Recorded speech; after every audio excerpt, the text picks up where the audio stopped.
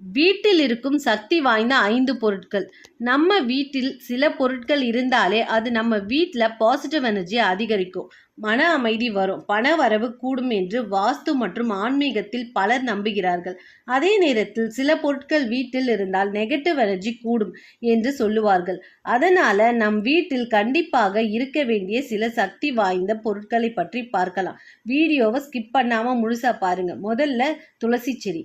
துளசி செடியை இந்து மரபில் மிகவும் புனிதமான செடியாக பயன்படுத்துகிறார்கள். வீட்டில் துளசி செடி இருந்தால் காற்று சுத்தமாகும் என்று சயின்டிஃபிக்காகவும் சொல்லப்படுகிறது. காலை மாலை தீபம் ஏற்றி துளசி அருகில் பிரார்த்தனை செய்தால் வீட்டில் அமைதி இருக்கும் என்று பலர் நம்புகிறார்கள். ஆனால் துளசி செடி வாடி போனா உடனே கவனிக்கணும். ஏன்னா அதை பலர் நல்ல அறிகுறியாக பார்க்க மாட்டாங்க. அது மட்டும் அல்ல, இது ஒரு சிறந்த கிருமி நாசினி. காற்றில் உள்ள பாக்டீரியாக்களை அழித்து நச்சுத்தன்மையை நீக்குகிறது.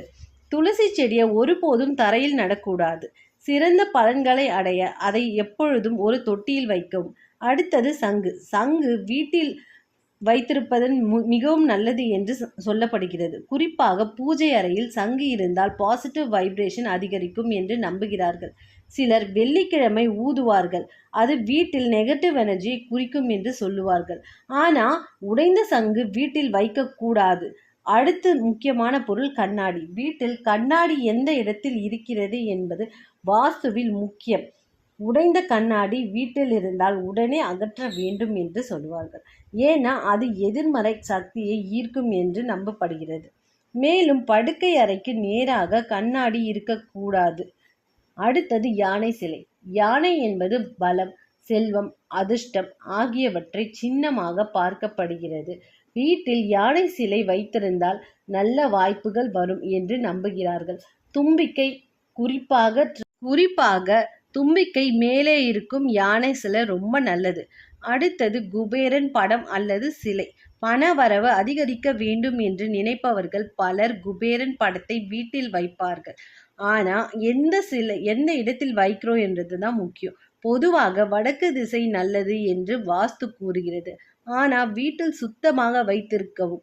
வெறும் படம் மட்டும் வச்சிருந்தா பலன் கிடைக்காது என்பதை நினைவில் வைத்துக் கொள்ளுங்கள். அடுத்தது புதிய பூக்கள்.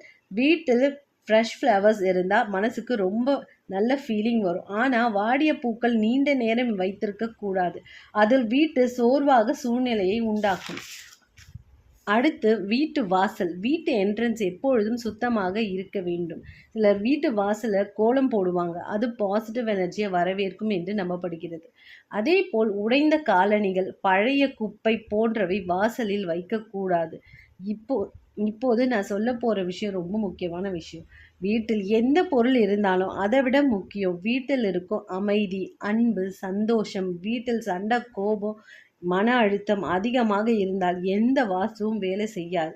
அதனால் பாசிட்டிவ் தாட்ஸோடு இருக்கணும். ஹாவ் அ பீஸ்ஃபுல் டே. நன்றி, வணக்கம்.